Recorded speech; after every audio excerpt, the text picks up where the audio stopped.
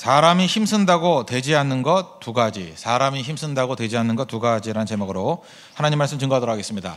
민수기 16장은 고라 자손, 고라 일당의 반역의 내용이 나옵니다. 우리 민수기 16장에서 알 수 있는 핵심적인 메시지는 뭐냐? 성경적 인생관이 중요하다, 그것입니다. 우리 모든 성도들은 인생관, 또 다른 말하면 세계관인데요, 역사관인데요, 이런 인생관을 제대로 가져야 된다는 것입니다. 그 성경적 인생관이 무엇입니까? 역사와 인생은 하나님이 주관하신다. 그게 성경적 인생관이에요. 이거 붙들어야 된다는 것입니다. 사람이 아니라 하나님이 이끄신다. 사람 바라보면 안 되고 하나님 바라봐야 된다. 그러니까 인생은 하나님이 주관하시는 것이다. 이거 붙들어야 된다는 것입니다. 그럼 이거 붙들지 않으면 어떻게 인생을 살아가느냐?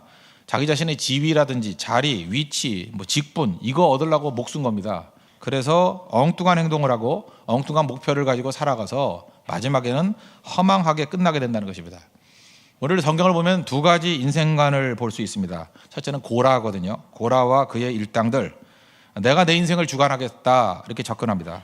결국은 나중에 다 무너지죠. 사라져버립니다. 망해버립니다.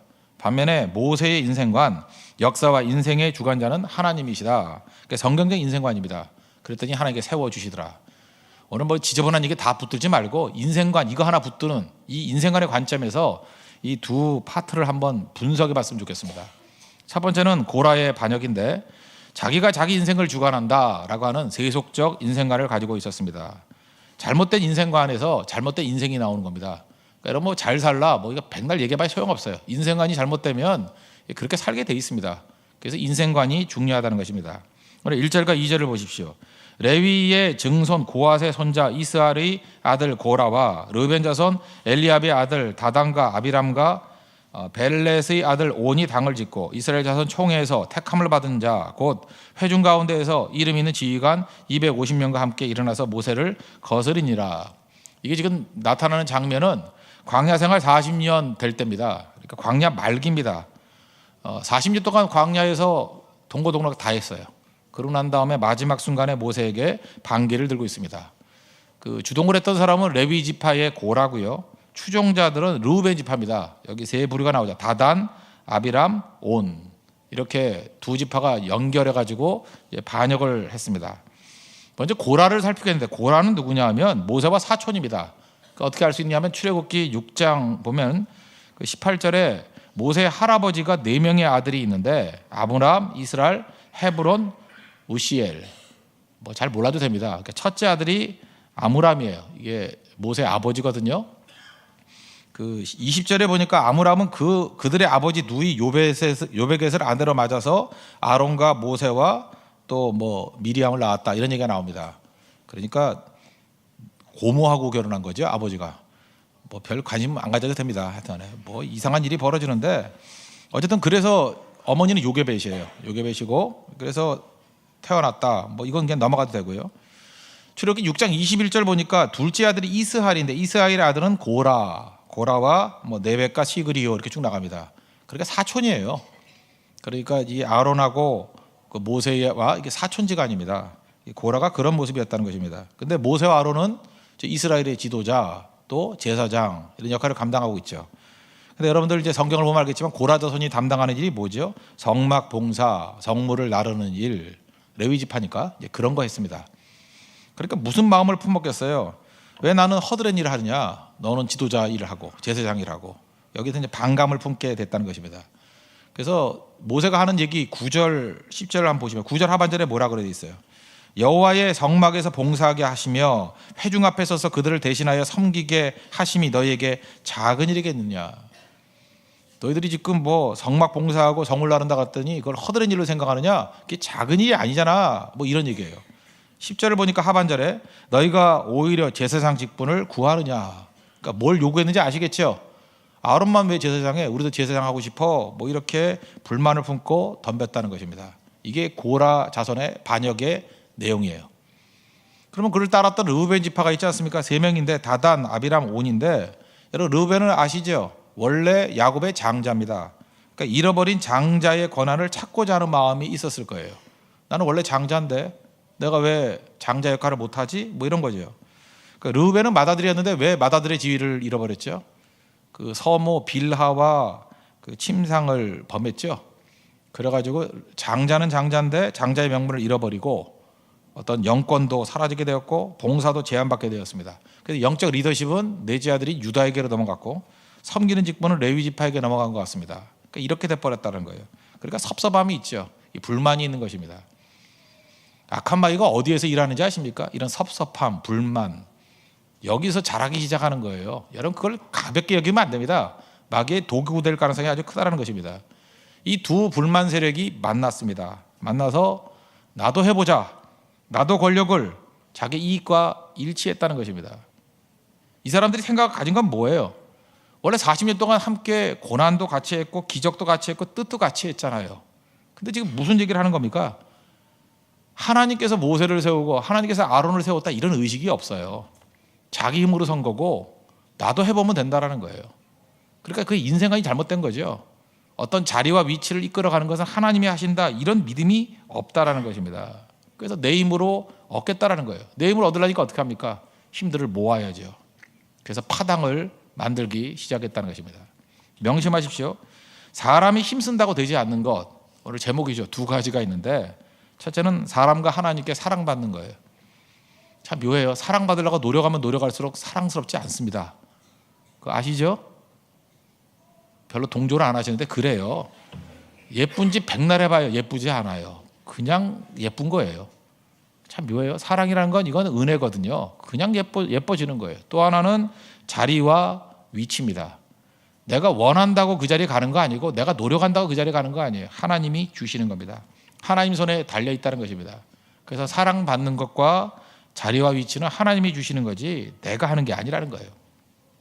근데 이걸 내가 한다고 생각하고 내 힘으로 한다고 생각하니까 서운함이 있고 욕심이 있는 것입니다. 서운함과 욕심이 있으면 나타나는 결과가 뭐냐? 내 영이 다 깨져버려요. 영이 손상을 입습니다. 그래서 마음이 막 눌려요. 괴롭고 눈물만 나고 그건 회개의 눈물도 아니고 기쁨의 눈물도 아니고 자기를 썩게 만드는 눈물이에요. 영이 깨지고 기쁨이 사라져버립니다. 완전히 슬픔이 그를 꽉 누르게 된다는 거예요. 내용이 뭐라고요? 서운함, 욕심. 그 왜 그래요? 주도권이 사람에게 있다고 생각하기 때문에. 하나님이 나를 사랑하시고 가장 선한 길로 나를 이끌어 주신다라고 믿는 사람은 절대 이런 태도를 갖지 않는다니까요. 하나님 앞에 엎드리지. 이런 사람의 특징이 뭐냐? 내 힘으로 뭘 이루겠다는 거예요. 내 힘으로. 그러니까 이 사람은 하나님의 은혜를 구하지 않고 하나님의 인도를 구하지 않고 내 힘으로 합니다. 고라는요 항상 사람 바라봅니다. 반면에 모세는 하나님 바라봅니다. 이 고라가 사람 바라봤다는 거 알 수 있는 게 뭐예요? 3절 보십시오. 그들이 모여서 모세와 아론을 거슬려 그들에게 이르되 너희가 분수에 지나도다. 너희. 옛날 성경은 당신이 그랬다고요. 사람을 의지합니다. 그 뒷부분 보십시오. 그들 중에 계신 것을 너희가 어찌하여 여호와의 총회에 스스로 높이느냐. 너희가. 여러분 어떤 사람이 말할 때 보면은요 항상 사람 이야기를 해요. 사람만 주목하고 있어요. 그건 제가 볼 때 인본주의적인 시각을 가지고 있기 때문에 그렇다는 것입니다. 사람이 자기 위치를 스스로 선택했다고 생각하는 거예요. 그게 불만이 있는 거죠. 그러니까 공격하는 거고. 이게 고라의 태도였다는 것입니다. 그러니까 자기 힘으로 이룰 수 있으니까 파당을 만들어야죠. 사람들 모으고. 이건 뭐 교회 안에서도 가능하고 우리 가족들 사이에서도 가능한 일이고 마귀가 일하는 온상이라는 것입니다. 여러분 파당을 만드는 것이 왜 나쁜 일이죠? 파당이 해로운 이유는 뭐냐? 두 가지가 큰 이유가 있는데 파당을 만들면요 선악의 구별이 없어집니다. 왜 그러냐? 내 편과 내 편만 있어요. 뭘 사안이 있으면 이게 옳은 건지 틀린 건지 이걸 판단을 해야 되는데 판단이 다 사라져 버려요. 그냥 우리 편이냐 상대편이냐 그거밖에 없다라고요. 그래서 요즘에 우리나라에서도 뭐 진영 논리라는 게 있죠. 제가 볼 때 진짜 웃기는 일이 벌어져요. 말도 안 되는 일이 있는데 자기 편이면 다 지지해버리고 아니면은 아무리 좋은 일이라 할지라도 막 공격해버리고. 그러니까 사회 전체가 공동체 전체가 기준을 잃어버려요. 그래서 파당이 무서운 겁니다. 파당하면 무너져요. 왜요? 기준이 무너지니까. 또 하나 미래가 없습니다. 미래는 없고 항상 현재의 승리 또 현재의 이익을 추구합니다. 우리 인생에서 제일 중요한 게 뭐예요? 기준이고 미래인데 파당을 형성하면 기준이 없어져 버리고 미래가 없어져 버린다는 것입니다. 그래서 무너지는 거예요. 제가 지난주에 소개했죠. 독일의 문호 귄터그라스가 있는데 이 귄터그라스라는 사람의 그 메시지를 독일 국가적으로 큰 흐름이 그를 따라갔어요. 이 퀸터그라스는 나치의 동조도 했지만 그렇게 변화도 됐죠. 다시 회복도 되고. 그래서 독일 자체를 비판을 많이 했어요. 반면에 말도 안 되게 뛰는 이스라엘도 비판을 했다고. 유대인들도. 제가 얘기를 했죠. 유대인들 비판해가지고 살아남은 사람 별로 없다고. 이 굉장히 위협적인 일들이 많이 있음에도 불구하고 그는 공정하게 독일도 비판하고 이스라엘도 비판할 수 있는 그런 모습이에요. 그래서 제가 볼 때 퀸터그라스가 걸어갔던 그 길이 지금 독일이 걸어왔던 일이에요. 그러니까 나라가 건강해지지 않았습니까?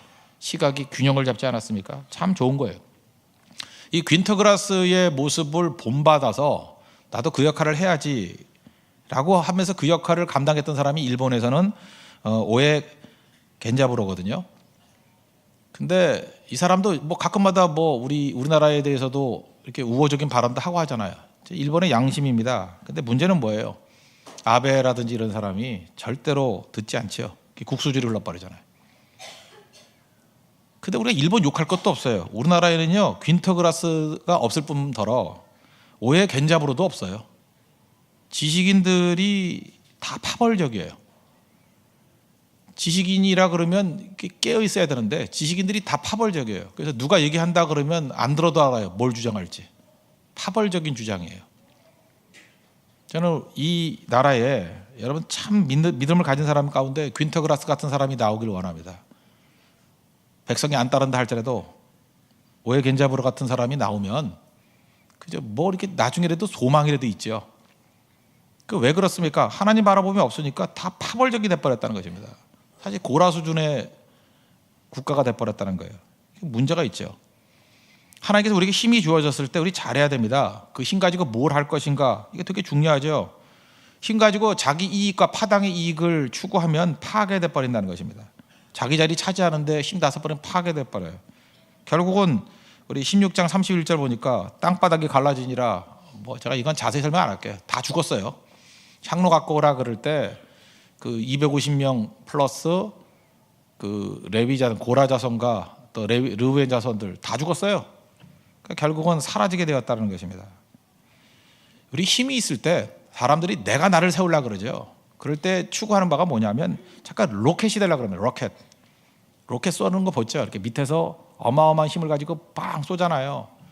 그러면 처음에는 에너지가 있으니까 뭐 빠르게 올라가는 것 같이 보이지만 로켓이 뭐 대륙간 탄도 미사일이 아닌 이상 그렇게 멀리 못 가죠. 반드시 떨어지게 돼 있다는 것입니다. 로켓은 힘이 많이 들어요. 그래서 어떤 사람이 인생을 딱 로켓같이 살아요. 그냥 한 번이 발사 다 추락이에요. 로켓은 내 힘으로 살려할 때 그런 인생을 산다는 것입니다. 근데 성경은 뭐라 그래요? 힘 가지고 로켓같이 살지 말고 위에서부터 내려오는 하나님의 은혜와 축복을 구하며 살라는 거예요. 낮은 자리에 있으면 쉽습니다. 은혜 받는 게 뭐 힘들어요. 밑에 앉아가지고 주시면 받는 건데요. 룻이 고백했던 게 그죠. 룻은 그 자기 인생 살았어요. I am으로 살았어요. I am who I am. 그렇게 살았어요. 그러면서 구하는 게 항상 은혜죠. 보아스를 바라보면서 뭐라 그럽니까? 룻기 3장 9절. 당신의 옷자락을 펴 당신의 여정을 덮으소서. 이게 우리 그리스도인들의 자세예요. 은혜를 구하는 마음이에요. 주의 옷자락으로 나를 덮으소서. 야고보서 1장 17절 보니까 온갖 좋은 은사와 온전한 선물이 다 위로부터 빛들의 아버지께로부터 내려오라니. 이게 세계관이에요. 하나님께서 부어주신다, 은혜 주신다. 그런데 고라는 내 힘으로 해보겠다. 그러니까 반드시 로켓 쏘는 사람이에요. 그러니까 피곤하죠. 참 힘들게 살아가는데 얻는 게 없습니다. 여러분 그 기도에 관한 책들 좋아하시죠? 그 과거에 뭐 E.M. 바운즈의 책들도 좋지만 그 오할레스비라고 우리나라에도 비를 좋아하지만 노르웨이도 오할레스비라는 아주 훌륭한 분이 계십니다. 그 기도라는 책이 있거든요. 기도라는 책. 제가 볼 때 기도의 명작이에요. 그래서 여기서 이제 좀 연세 드신 40대 이후에 되신 분들은 오할레스비의 기도라는 책을 보셨을 거예요. 그리고 그 이후에는 E.M. 바운즈가 소개가 돼가지고 뭐 연령적으로 그럴 거예요. 아마 우리 한국에 소개된 거는. 그런데 이 오할레스비의 기도라는 책에서 특이점이 뭐냐면 우리 성도들이 기도하는 기도의 옥토가 무엇이냐. 참 특이해요. 무기력이다 이렇게 해서 무기력. 파워리스. 우리가 무기력감을 느낄 때 오히려 기도의 옥토가 된다는 것입니다. 왜 그러냐? 내가 무기력해져야 내가 의지할 것들 다 내려놓고 오직 주밖에 없사오니 하고 주님 의지한다는 거예요. 저는 이 책에서 이 내용이 제일 중요한 내용이라고 생각해요. 이런 굉장히 해안이 있어요. 인간의 무기력함이 오히려 기도의 자리를 이끌고 그것이 우리를 하여금 풍성하고 강력하게 만든다. 그래서 최고의 기도를 세리의 기도로 여겨요. 바리새인과 세리 기도 나오죠. 주님 나를 불쌍히 여기소서. 나는 죄인입니다. 이 최고의 기도라는 거예요. 주님 나를 불쌍히 여기주십시오. 언제 나와요? 무기력할 때. 나는 죄인입니다. 죄인이라는 자복이 뭐예요? 그게 무기력 아니에요? 거기서 힘이 나온다는 것입니다.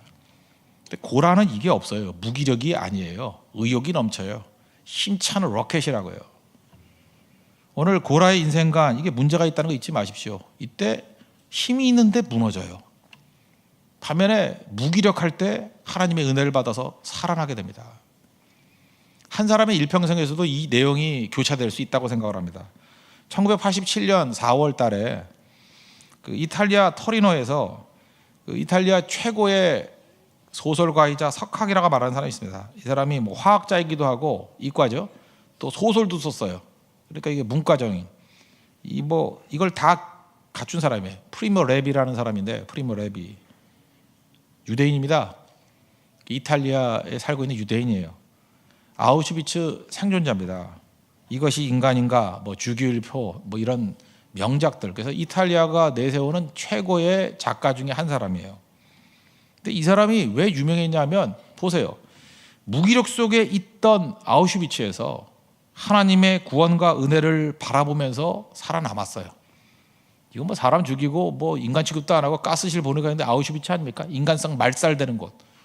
여기서 살아남는 게 쉬운 게 아니잖아요.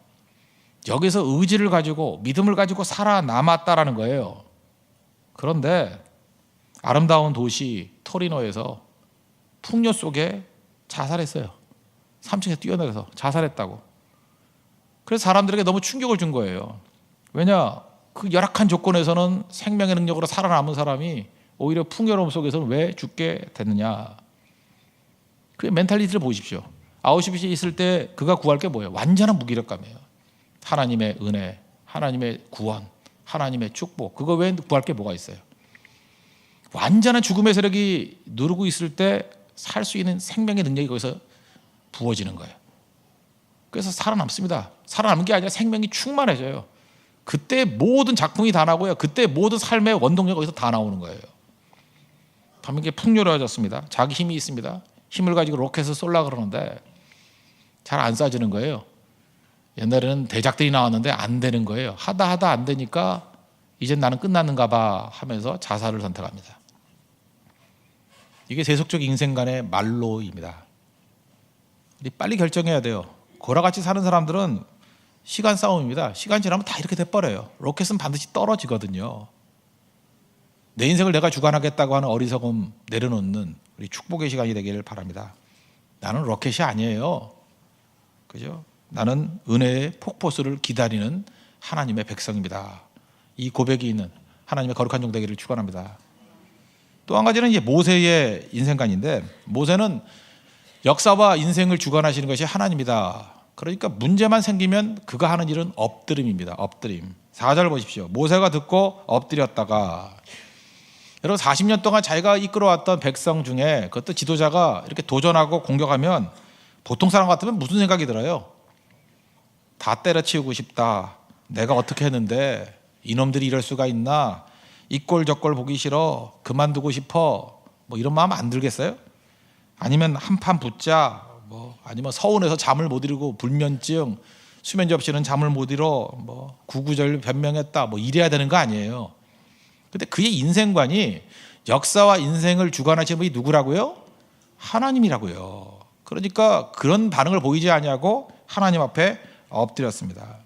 세우신 분도 하나님이시고 또 넘어뜨리시는 분도 하나님이시고 내 위치와 자리를 결정하시는 분도 하나님이시고 모든 것을 해결해 주시는 분이 하나님이십니다. 그러니까 엎드리죠. 하나님과의 관계가 깨지지 않습니다. 우리는 어려움이 오면 관계가 깨져버리죠. 여러분 그런 거 있지 않습니까? 뭐 이렇게 시험과 고난이 오면 예배 안 드리고 막 도망쳐버리고 잠수 타고 도대체 어디서 배웠는지. 우리나라는 다 해군 출신인가 봐요. 잠수를 잘 타는 것 같아요. 그러면 그 사람이 뭐 어려움이 있는가 보다 뭐 이런 거 보이지만 그 지독한 자아가 있는 사람이에요. 지독한 자아. 잠수 아무나 타는 거 아니에요. 자아가 충만한 사람이 잠수 타는 거예요. 그게 뭐냐면 내 힘으로 한번 살아보겠다는 거야. 아니니까 꺾이는 거죠. 내 힘으로 한번 버텨보겠다. 내 힘으로. 여러분 사람을 잠깐만 보면요, 보이는 거거든요. 사람 보면 사람은 대항하고 싶어져요. 사람 잠깐 쳐다보십시오. 그러면 뭐 저런 게 다 있어 하고 대항하고 싶어져요. 근데 하나님을 보면 엎드리게 돼 있습니다. 전능하신 하나님이기 때문에. 하나님 우리의 일생 모든 걸 다 알고 계시지 않나요? 하나님이 허락 없이 되는 일이 있습니까? 참새 2마리가 한 아사르니에 팔리는 거, 뭐 한 5,000원에 팔리는 거, 하나님이 허락하지 않으면 안 된대요. 그죠? 그리고 참새 1마리가 떨어지는 것도 하나님이 허락하지 않으면 그 하나도 땅에 떨어지지 않는다. 하나님은 우리의 머리카락까지도 세신 바 되었다. 뭐 적게는 세기가 쉽겠죠. 얼마 안 되니까. 그러나 머리카락이 풍성한 사람, 머리카락도 세신 바 되었다. 무슨 얘기예요? 세밀하게 다 아신다는 거예요. 하나님이 모르고 진행되는 일이 있습니까? 근데 왜 자꾸 원망하고 그래요? 하나님 다 아시는 건데. 하나님이 알고 인도하시는 건데. 오늘 굉장히 긴 설명이 5절부터 11절까지 나와 있는데 여기서 모세의 태도가 나와요. 지금 고라와 또 고라 자손들 또 그다음에 르우벤 자손들에게 이제 하는 얘기들이 쭉 나오는데 거기 5번이나 하나님을 강조해요. 여기 5절을 보시면 중간쯤에 여호와께서 자기에게 속한 자가 누구인지 그랬고 뒷부분에 그가 택하신 자를 그랬잖아요. 하나님이 택하신 자를 자기에게 가까이 나오게 하시리니 그 다음에 7절 보세요. 중간쯤에 그때 여호와께서 택하신 자는 그 다음에 9절 보십시오. 이스라엘의 하나님이 이스라엘 회중에서 하나님이 그랬잖아요. 10절 하나님이 너와 내 모든 형제 레위 자손으로 여호와께서 하나님이 이 문장 가운데 5번이나 하나님이 하셨다는 거예요. 하나님이 사람을 세우기도 하시고 내리기도 하시고 떠나게도 하시고 있게도 하신다. 모든 것이 하나님이 하신다. 이게 모세의 인생관이었습니다. 15절 보니까 모세가 화가 났어요. 모세가 심히 노하여. 이것도 또 똑같은 패턴이에요. 우리도 화가 나죠. 화 안 나요 우리? 화가 나는 일이 있으면 우리 어떡합니까? 뭐 상을 뒤집어 엎었다, 뭐 한 펀치를 날렸다, 뭐 잠수를 탔다, 욕을 바가지를 했다, 뭐 이게 그래야지 되는 거 아니에요? 근데 모세는 화가 나니까 어디로 가요? 여호와께 여짜오되 기도로 갔어요. 지난 주간에 새벽기도 때 그런 제목으로 설교를 했죠. 시편 9편, 109편 이 저주시거든요. 시편 109 메시아적 저주시예요. 근데 그 제목이 뭐였습니까? 모든 감정은 기도로 가야 된다. 인생관이 하나님이 모든 것을 주관하신다는 인생관을 가지고 있는 다윗도 모든 감정을 가지고 하나님께 갔다는 것입니다.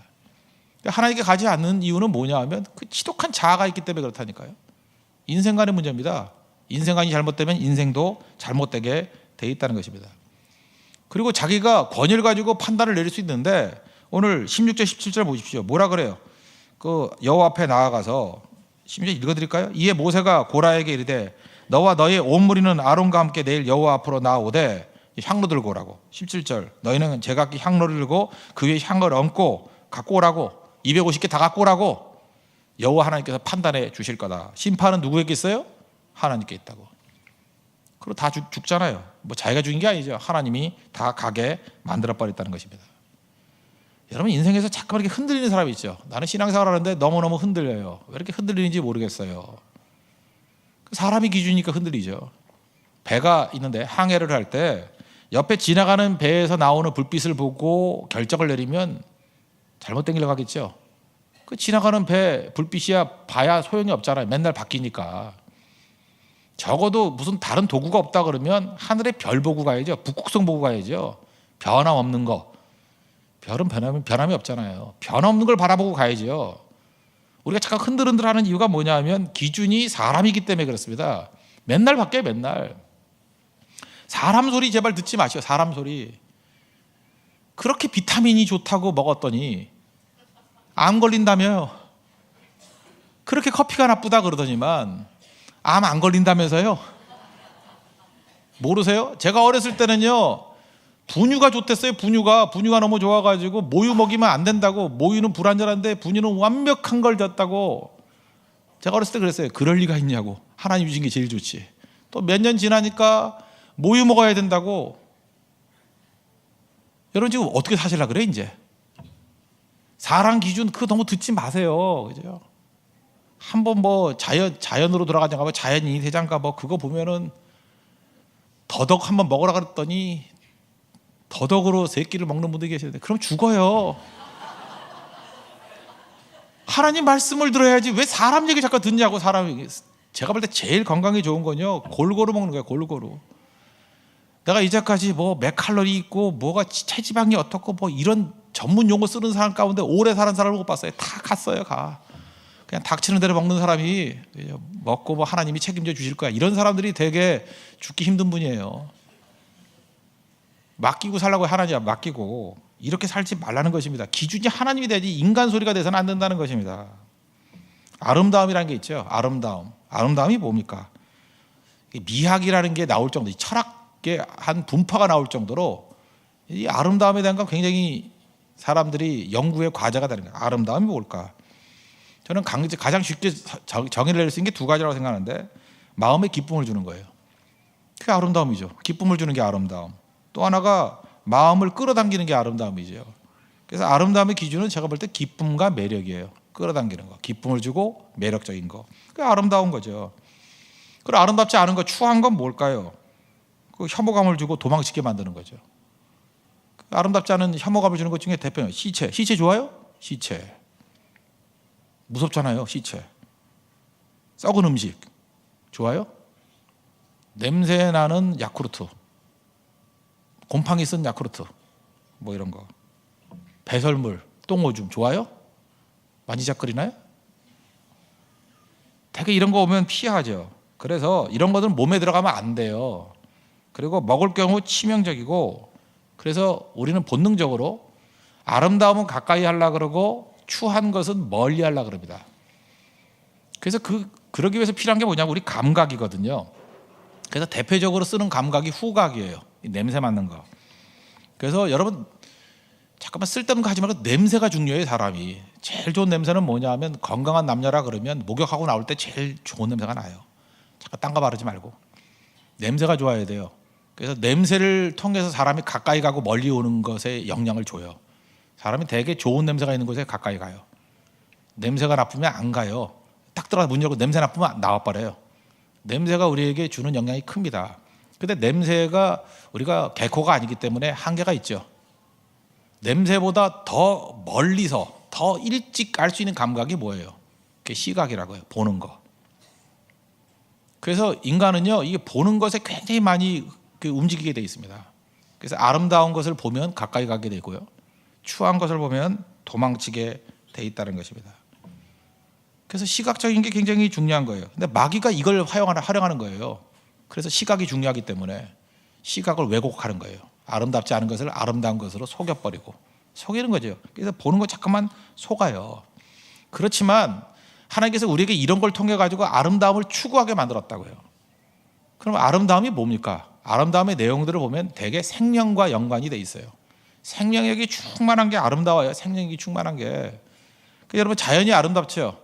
뭐 캐나다나 이런 데 가보십시오. 막 울창하고 시냇물이 흐르고 호수가 있고 거기에 무슨 무수 이런 게 사슴 같게 뛰어다니고 그러면 아름다워요. 아름다운 이유가 무엇입니까?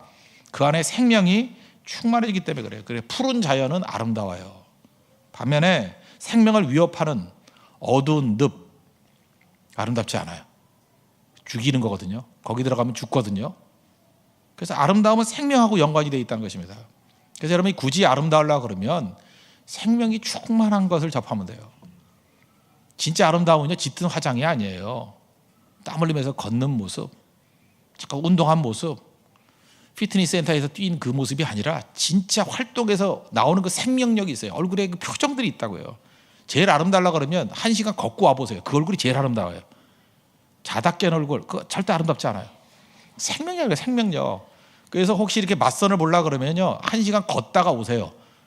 그럼 화장은 지워질지 모르지만 거기 뭔가 잊지 못할 생명력이 있어. 또 보고 싶네 뭐 이러고, 전화번호 뭔가 뭐 이렇게 나와요. 플라스틱 매력이 아니에요. 그건 살아있는 거. 인간은 누구나 생명에서 아름다움을 느낀다니까요. 제가 이 얘기를 왜 하느냐, 하나님께 가까이 가는 인생은 다 아름답습니다. 하나님이 아름다운 이유가 뭔지 알아요? 생명의 근원이시기 때문에 그래요. 그래서 오늘도 예배를 드리면 여러분들 다 아름다운 인생이 돼버립니다. 아름다움을 추구하게 돼 있고, 시편 27편 4절 보니까 여호와의 아름다움을 바라보며 이런 말씀이 나와요. 뭘 바라봐요? 예배가 여호와 하나님을 바라보는데 그걸 하나님을 바라본다 그러지 않고 여호와의 아름다움을 바라본다 그래서 아름다움. 바라보는 거예요. 신앙은 사람이 아니라 하나님 바라보는 거라고요. 영어 표현 가운데 그 pay attention이라는 말이 있다 그랬죠. 관심을 주다, 뭐 주의를 주다, 뭐 이런 거.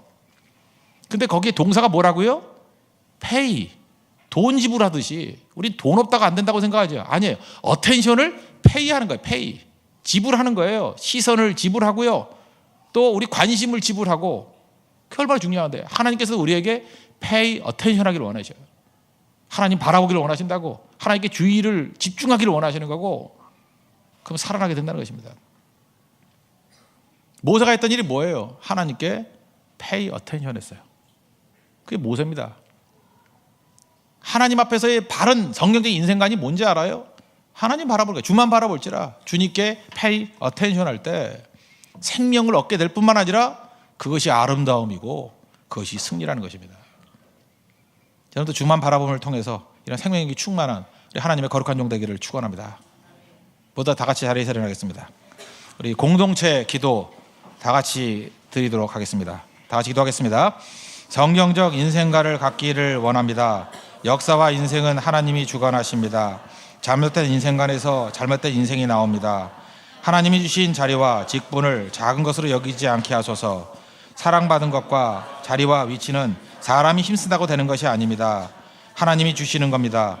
하나님은 높이기도 하시고 낮추기도 하십니다. 자기 힘으로 자기를 세우려고 파당을 만들지 않게 하소서. 파당은 선악의 기준을 무너뜨리고 미래 없는 현재에만 매달리게 합니다. 주신 힘으로 섬기게 하시고 희생하는 데 사용케 하소서. 스스로 오려는 로켓이 되지 않겠습니다. 위로부터 내려오는 은혜의 폭포수를 누리기를 원합니다. 문제가 있으면 무조건 엎드리게 하소서. 사람을 보면 대항하게 되지만 하나님을 보면 엎드리게 됩니다. 주만 바라보게 하소서. 여호와의 아름다움을 바라보게 하소서.